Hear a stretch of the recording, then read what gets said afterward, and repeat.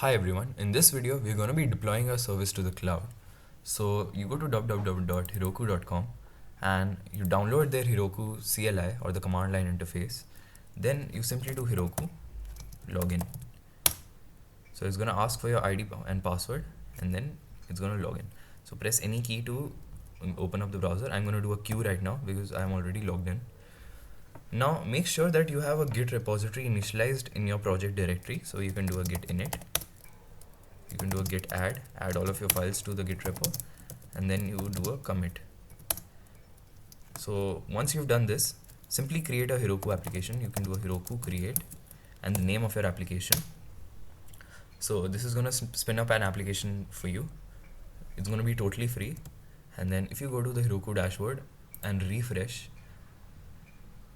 you can see that we have a get going to do created right for us.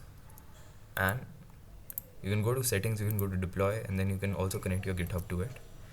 And then after doing this, what you need to do is you need to create a mapping between our remote repository and the cloud's remote repository.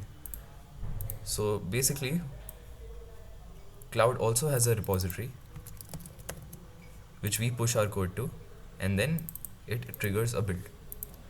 So to do that, you can simply do a Heroku git remote -a and then the name of your application. So after this, whenever we do git push Heroku master, it's going to trigger a build.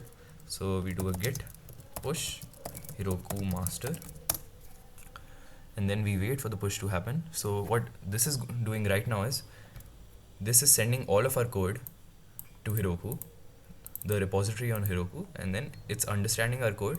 It's deciding which language it is. So in our case, it is Golang. Then it's looking at our dependencies. It's saying that, okay, this project needs these things. Are they in your vendor? If the things are in my vendor, then it's going to pass in the port, or our program is going to take the port from the environment and it's going to launch.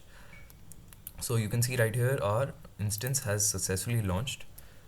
So to view our instance, we can do this. We can do open app. Now you can see that in this case the connection was refused. So why the connection was refused was because our SQL instance is not running on Heroku.